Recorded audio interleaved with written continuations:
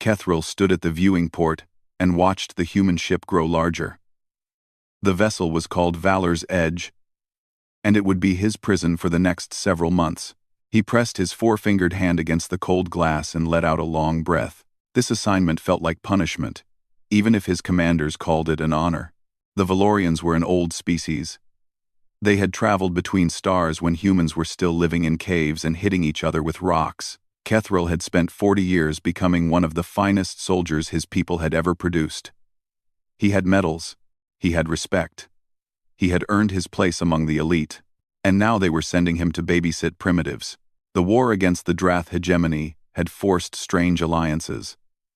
The Galactic Coalition needed every species it could gather, and humanity had joined the fight with surprising eagerness. Kethril had heard stories about them. They were emotional, chaotic. They lived short lives and burned through them like fire through dry grass.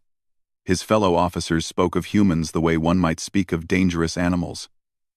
Interesting to watch, but not to be trusted. The docking clamps locked into place with a heavy thunk. Kethril picked up his bag and walked toward his fate. The first thing he noticed was the noise. Valorian ships were quiet. Soldiers moved with purpose and spoke only when necessary. The human vessel was alive with sound. Somewhere down the corridor, music was playing. Two soldiers were arguing loudly about something called football. A woman laughed so hard, she had to lean against the wall. Kethril felt his scales tighten with discomfort.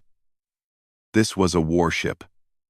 These people were going to die in battle. Possibly soon. How could they be so careless? A human male approached him. The man was shorter than Kethril but twice as wide. With brown skin and a smile that showed too many teeth. Old scars marked his knuckles, and his eyes had the look of someone who had seen death many times.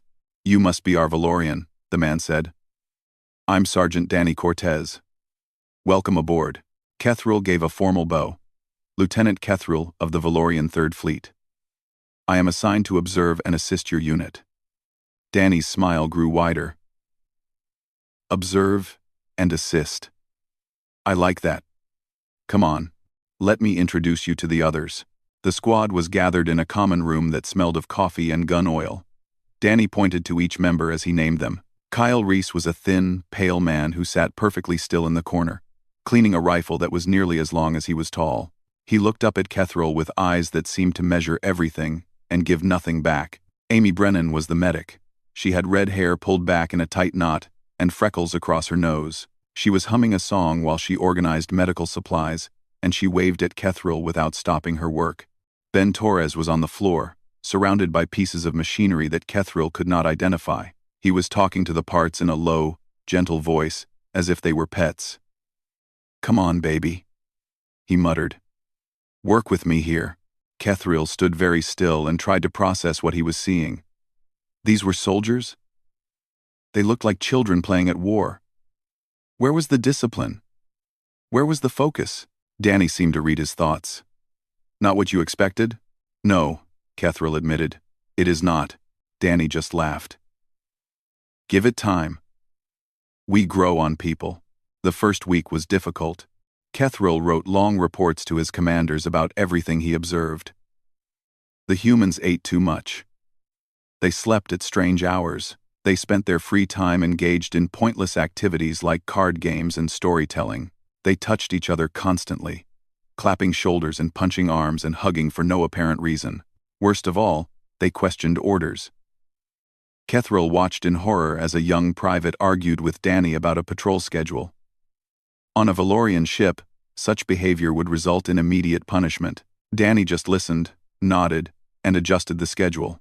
"You allow this?" Kethril asked later, unable to hide his shock. Danny shrugged. Martinez had a good point. The old schedule left a gap in coverage.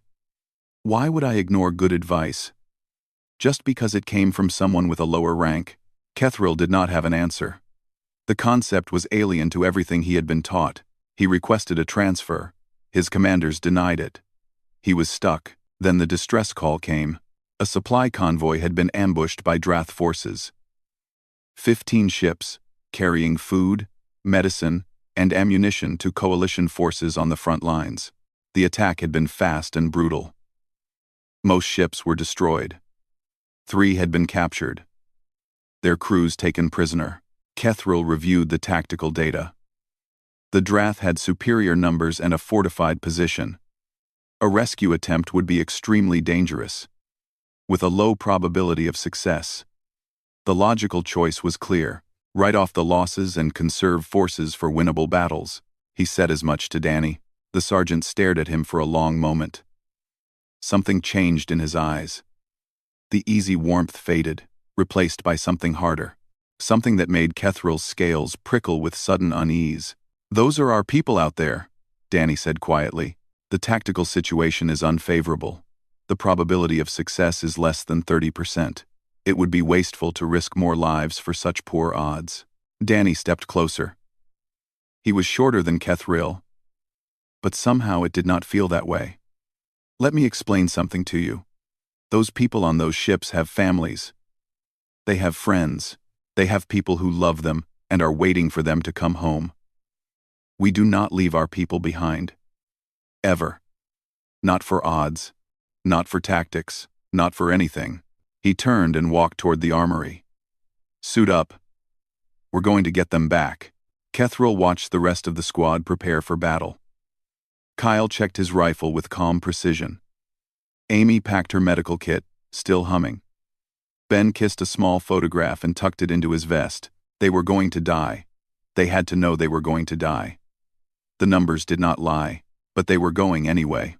Kethril followed them to the shuttle bay. He did not understand these humans. He did not understand their logic or their choices, or their strange, fierce loyalty to each other, but he was beginning to suspect that understanding them might be the most important thing he ever did. The shuttle dropped out of hyperspace into chaos. Drath warships filled the viewport like angry hornets, their weapons already turning toward the small coalition vessel. Alarms screamed. The pilot cursed and threw the ship into a dive that pressed Kethril back into his seat. "Intel was wrong," Danny said calmly, as if discussing the weather. "There's 3 times the expected force out there." Kyle peered through the viewport with narrowed eyes. "I count 47 contacts, heavy cruisers on the flanks." "Well," Ben said, "this should be interesting." Kethril gripped his restraints and waited for Danny to give the order to retreat. It was the only sensible choice. The mission was doomed before it began. Even the most foolish commander would recognize that. Danny stood up and checked his rifle. "All right, people. Change of plans. We go in fast. We go in hard. And we don't stop until our people are safe. Amy, stay close to me. Kyle, find high ground as soon as we're inside. Ben, I need those doors open or I need them blown apart. Your choice." Ben grinned. "Blown apart is more fun." They were not retreating. Kethril stared at them, unable to speak. They knew the odds.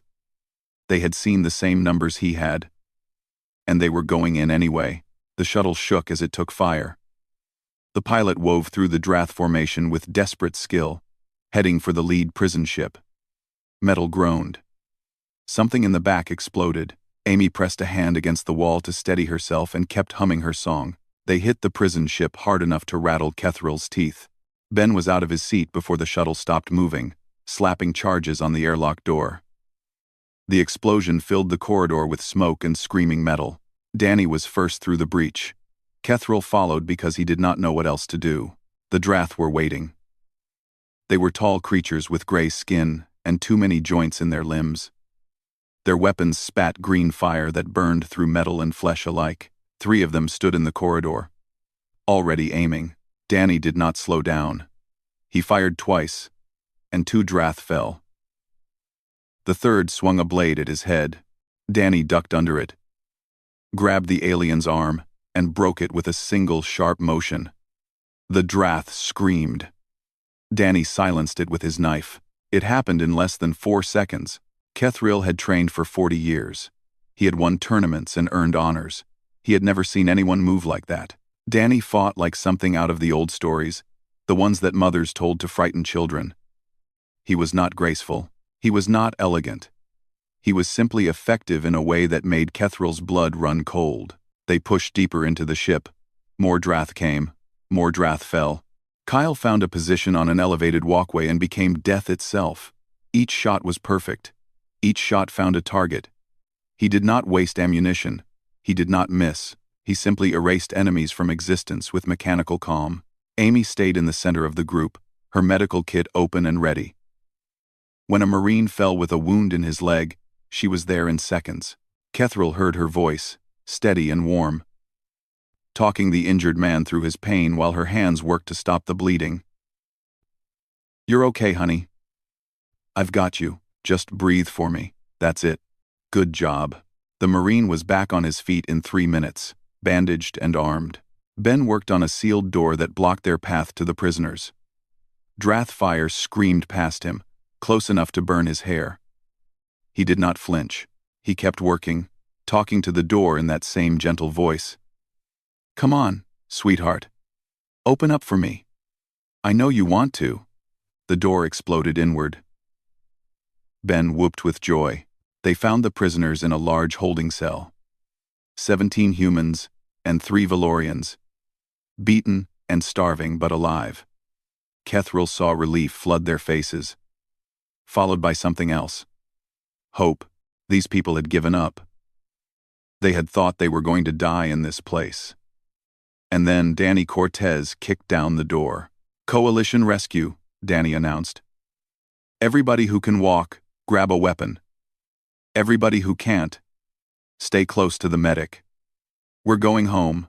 The escape was worse than the breach. The Drath knew they were there now. They came in waves, endless and furious. Kethril fought beside the humans and found himself struggling to keep up. His training was excellent. His technique was perfect. But these humans fought with something beyond technique. Danny took a shot to the shoulder that spun him halfway around. He snarled, raised his rifle with his other arm, and kept firing. Blood ran down his vest in a steady stream. He did not stop. He did not slow down. Amy dragged a wounded prisoner through enemy fire, her body shielding his. A Drath blade cut her arm to the bone.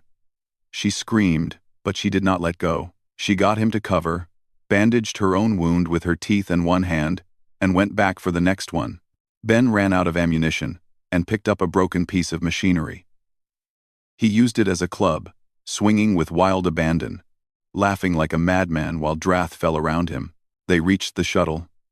They flew through hell. They made it back to Valor's Edge with wounded and dying crammed into every corner. And Kethril stood in the medical bay afterward and tried to understand what he had witnessed. Danny sat on a table while Amy stitched his shoulder.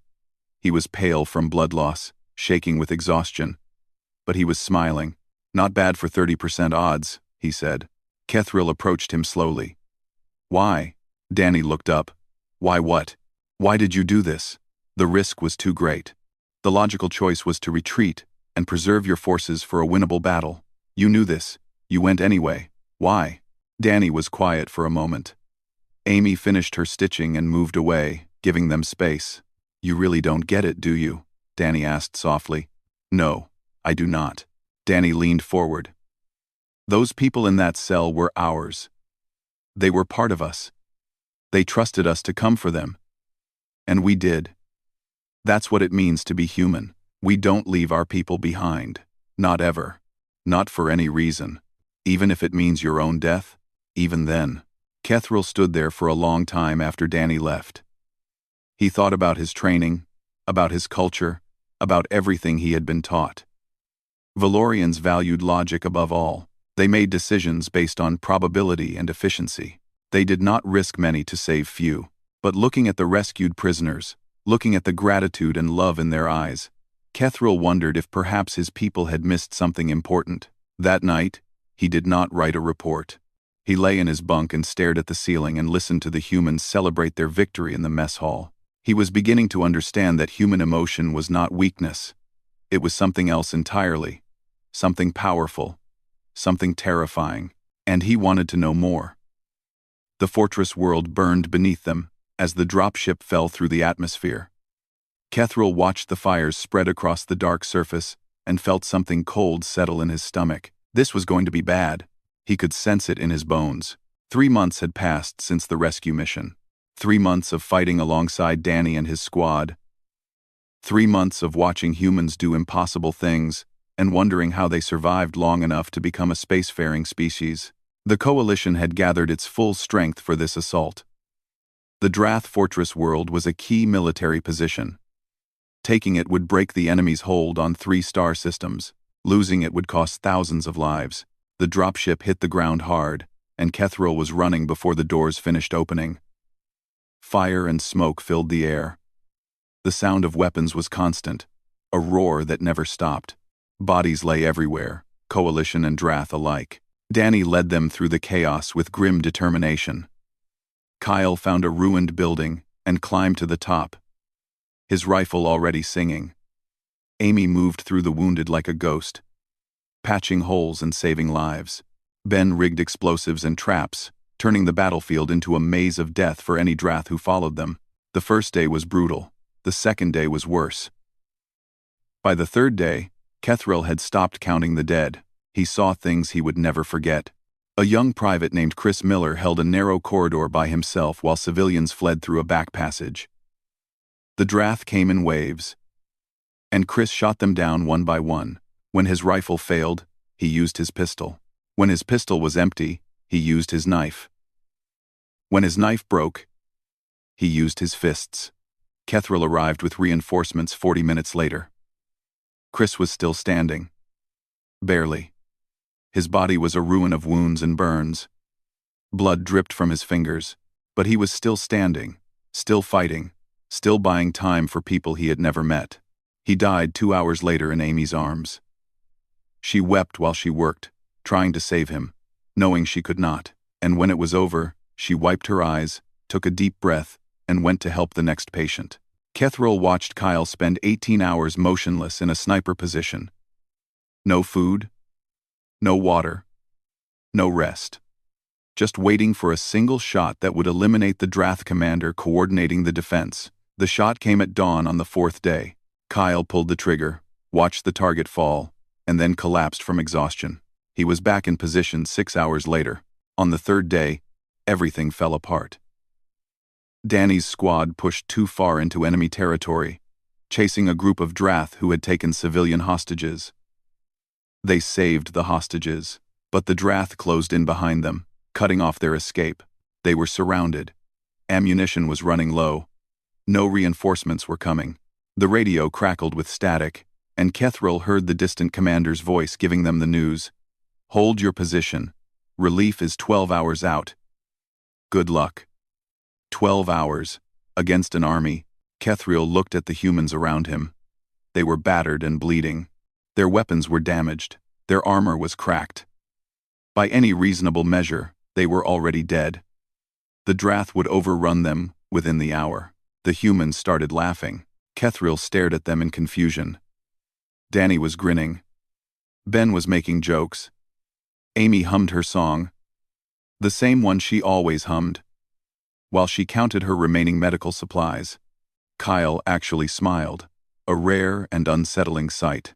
20 credits says I get more kills with my pistol than you do with that rifle, Ben said to Kyle. Kyle considered this. You're on. That. Danny turned to Kethril. Hey, Keth, did I ever tell you about my daughter Sophie's first birthday? Kethril shook his head slowly, too shocked to speak. Katie made this big cake, chocolate, Sophie's favorite. We put her in front of it, ready to take pictures, you know.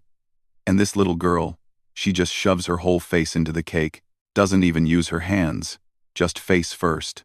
Comes up covered in chocolate, laughing like it's the funniest thing in the world. Danny's eyes were soft with memory. I think about that a lot. The Drath attacked. What happened next would haunt Kethril for the rest of his life. The humans transformed. There was no other word for it. One moment they were tired soldiers sharing stories. The next they were something else entirely. Something ancient and terrible. Danny moved through the Drath like fire through dry grass. He screamed and laughed and killed with equal abandon. A Drath blade went through his shoulder, and he headbutted the alien who stabbed him, then tore the blade free and used it himself. Ben swung his broken rifle like a club, shouting insults in 3 different languages. Each swing cracked bone. Each swing dropped an enemy. He was bleeding from a dozen wounds. And he was laughing. Laughing. Laughing. Kyle fought in close quarters with knives, silent and precise. His face showed nothing. His hands never stopped. Bodies fell around him like leaves. Amy protected the wounded with her own body, a pistol in one hand and a scalpel in the other. She was crying and fighting at the same time, tears streaming down her face while she shot Drath between the eyes. Kethril had a word in his language for this. Veltharak. The death joy. Ancient texts described it as legend. A state of battle madness that turned warriors into unstoppable forces. His teachers had said it was myth. It was not myth. It was human. The Droth kept coming. The humans kept killing. Hours passed. Blood soaked the ground. The ammunition ran out. And still they fought with knives and rocks and bare hands. Relief arrived at dawn. Coalition forces broke through the Drath lines and found Danny's squad still standing. Barely. Broken and bleeding. Surrounded by mountains of enemy dead, Danny looked up at the rescue team with blood on his face and that terrible grin still in place. What took you so long? Kethril sat in the dirt and tried to breathe. His hands were shaking. His whole body was shaking. He looked at the humans around him. These impossible creatures who laughed at death and loved each other with a ferocity that burned like stars. He was afraid of them. Genuinely, deeply afraid. But there was something else growing beneath the fear. Something warm. Something that felt dangerously like admiration. These humans were monsters. Beautiful, terrifying monsters. And Kethril was beginning to understand that their horror was also their gift. The energy blast caught Kethril in the chest and threw him backward like a broken doll. He hit the ground hard, felt bones crack, and watched the sky spin above him in lazy circles. Pain exploded through his body, white-hot and absolute. He knew immediately that the wound was fatal. Valorian soldiers trained for this moment. They learned to recognize death when it came. Kethril lay in the dirt and waited for the end with something like peace. He had fought well. He had served with honor. His ancestors would welcome him. Then Amy landed on top of him. Her body covered his, shielding him from the Drath fire that screamed overhead. She was small, compared to him. Fragile by Valorian standards. But she pressed herself flat against his scales and did not move. A shot hit her shoulder. She grunted but held position. Medic down. Danny's voice cut through the chaos. Cover fire, now. The world became thunder and lightning as the squad laid down a wall of fire. Ben and Kyle moved forward, driving the Drath back step by bloody step. Danny appeared above Kethril, his face tight with concern. Can you move? Kethril tried to speak. Blood bubbled from his mouth. Right. Hold on. Danny grabbed him under the arms and pulled. Pain screamed through Kethril's body, but Danny did not stop. He dragged the wounded Valorian across the open ground, through fire and smoke, while his own wounds reopened and bled freely. 1/2 kilometer. Danny carried him 1/2 kilometer to the extraction point, through enemy territory.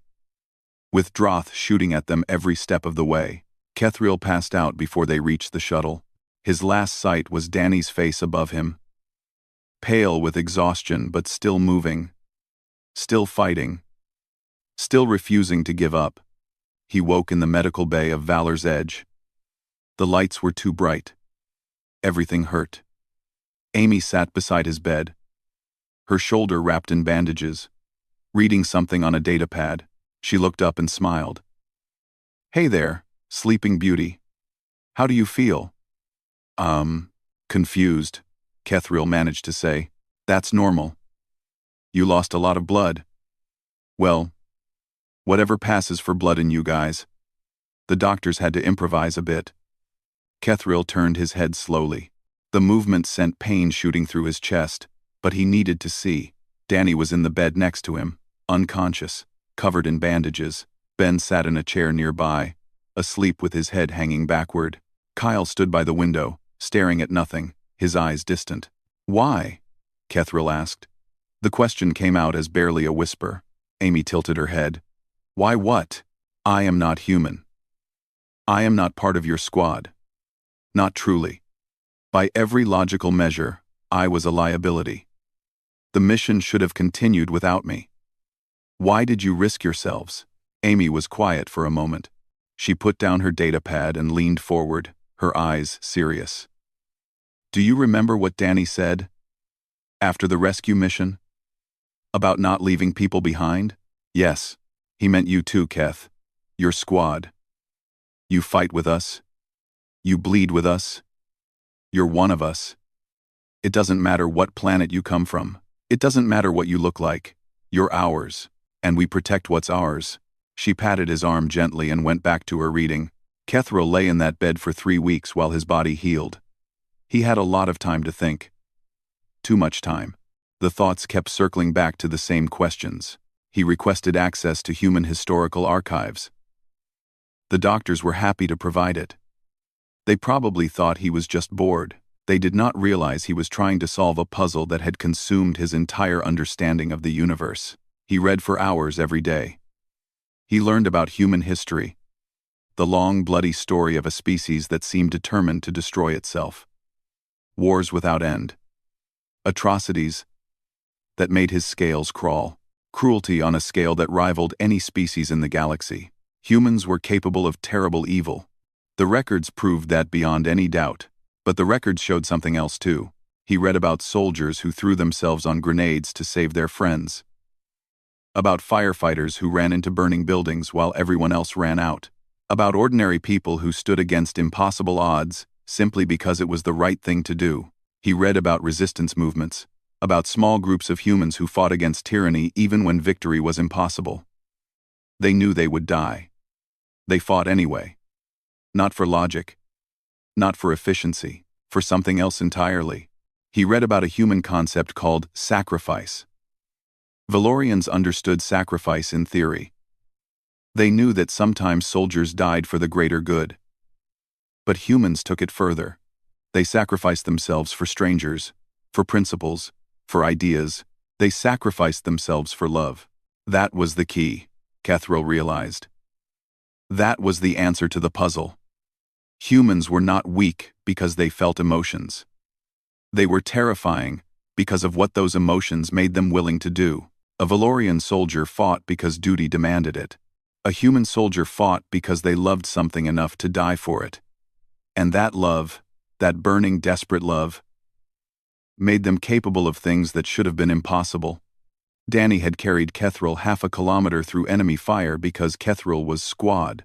Because Danny loved his squad, loved them with the same fierce passion he felt for his daughter and his wife. That love was not a weakness. It was a weapon. The most powerful weapon Kethriel had ever seen. Amy had thrown herself over a dying alien because she could not stand to watch someone suffer, even someone who was not her species. Her compassion was not softness. It was strength, forged in fire. Kyle spent 18 hours motionless because he wanted to end the battle faster, save more lives, bring his friends home safe. His patience came from caring, not coldness. Ben talked to machines because he believed everything deserved kindness, even objects that could not feel. His gentleness was not foolishness. It was faith. Kethriel closed the archive and stared at the ceiling of the medical bay. His people had spent thousands of years building a civilization based on logic and discipline. They had removed emotion from their decision-making. They had trained themselves to be cold, efficient, perfect, and they had lost something precious in the process. Humans kept their emotions. They let themselves feel everything, the joy and the pain and the love and the rage. It made them chaotic. It made them unpredictable. It made them vulnerable in ways that Valorians were not. But it also made them unstoppable, because a human who truly loved something would walk through fire to protect it.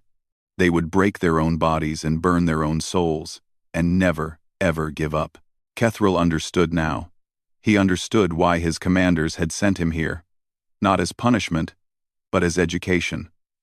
They wanted him to learn the truth about humanity. The truth was simple. The truth was terrifying. Humans were not primitive. They were not inferior. They were something far more dangerous than any species the Valorians had ever encountered. They were creatures who loved so deeply that they became gods of war, and Kethril had become one of them. The Drath homeworld filled the viewport like a bruise against the stars. Kethril stood on the observation deck and watched the Coalition fleet gather for the final assault. Hundreds of ships from dozens of species, all united for this one moment. The war would end today. One way or another, Danny appeared beside him, silent as always before battle. The sergeant looked older than he had a year ago. More scars. More gray in his hair. More shadows in his eyes, but the core of him remained unchanged.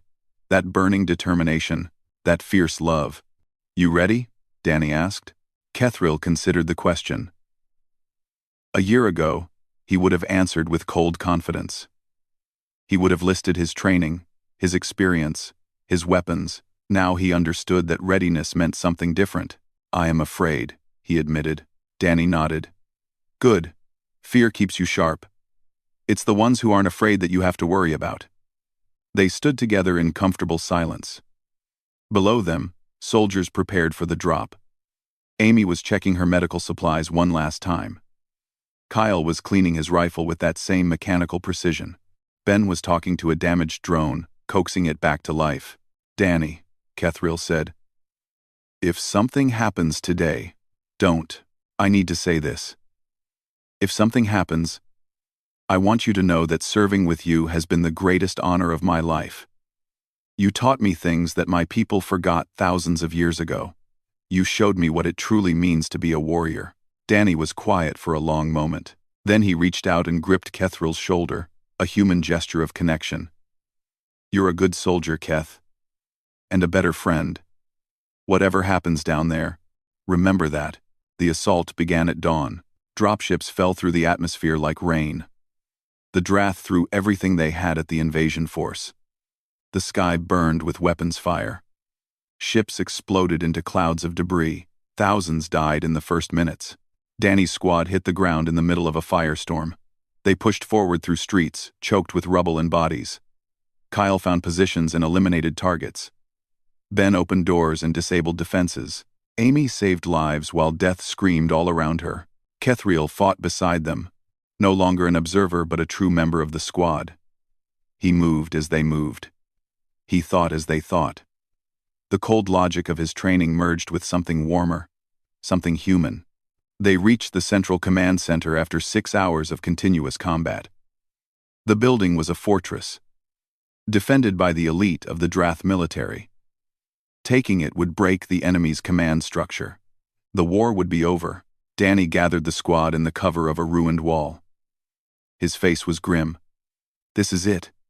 We go in hard and fast. No hesitation. No mercy. We end this today." They charged. The fighting inside was close and brutal. Drath soldiers appeared at every corner, every doorway. The squad cut through them with practiced efficiency. Kyle's rifle sang. Ben's explosives thundered. Amy's voice called out wounds and treatments, while her pistol barked death. They were winning. Kethril could feel it.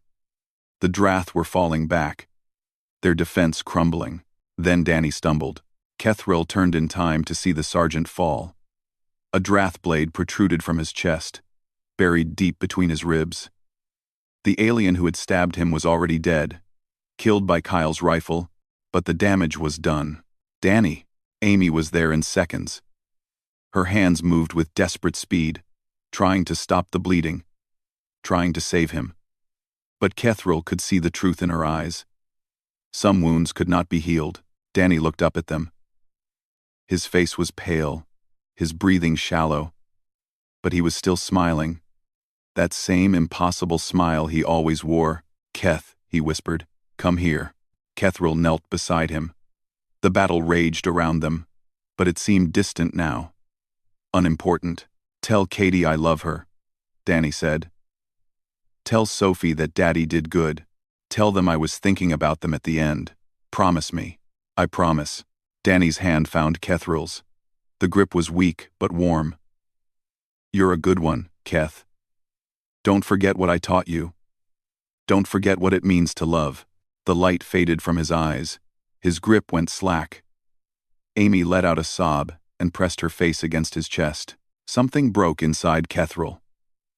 Something old and cold. Something Valorian. In its place, something new took root. Something human. He picked up Danny's rifle. He stood. "Kyle, Ben, with me." His voice did not sound like his own. It sounded like Danny's. They took the command center. They ended the war. Kethril led the final charge himself, fighting with a fury that shocked even Kyle. He was not cold. He was not logical. He was burning with love and grief and rage. The Veltharak that his people had forgotten how to feel. The Drath surrendered at sunset. The war was over. Kethril returned home a hero, but home did not feel right anymore. Valoria was cold and quiet. His people spoke in measured tones and made decisions based on probability and efficiency. They did not laugh too loud or argue with their commanders or tell stories about their children. He resigned his commission after 3 months. Earth was blue and green and loud and chaotic and absolutely perfect. Kethril found Danny's family in a small town near a large body of water, called an ocean. Katie opened the door and looked at the alien on her doorstep without fear. "You're Kethril," she said. "Danny wrote about you. He asked me to give you a message." She started crying before he finished speaking. Sophie, 4 years old now with Danny's grin, wrapped her small arms around one of Kethril's legs and held on tight. He stayed for dinner. Then he stayed for a week, then a month, then a year. Somehow, without planning it, he became part of the family. He walked Sophie to school. He helped Katie with repairs around the house. He learned to cook human food and watch human entertainment and laugh at human jokes. He never stopped missing Danny. None of them did. But the missing became easier over time. It softened into something warm. A gentle ache instead of a sharp wound. Years passed. Kethril became a bridge between species, traveling between Earth and Valoria, teaching each about the other. Some Valorians listened. Some did not. He kept teaching anyway. One day, a young Valorian diplomat found him on Earth. The young one had questions about humans, about the legends that surrounded them. Were they truly as terrifying as the stories said? Kethril thought about Danny dying with a smile on his face. He thought about Amy throwing herself over a stranger to save his life. He thought about Kyle's patience and Ben's kindness and Sophie's laughter. "Yes," he said. "They are exactly as terrifying as the legends say. More so." The diplomat looked uncertain. "Then why do you live among them? Are you not afraid?" Kethril smiled. It was a human expression, one that had become natural over the years. "I was afraid. Once. When I first understood what humans truly are. But then I learned something important. Unfar. Within. What? Their horror comes from their love. They are terrifying because they care so deeply. And that same love that makes them dangerous also makes them beautiful. They will die for strangers. They will fight for the weak. They will never give up on the people they care about." He looked out the window at the ocean, remembering a sergeant with old scars and an easy grin. "I would die for any one of them. Not because they demand it. Not because duty requires it, but because they taught me what it truly means to live." The diplomat did not understand. Kethril did not expect them to. Some truths could only be learned through experience. Some horrors could only be understood by living them, and some horrors, Kethril knew now, turned out to be the most beautiful things in the universe.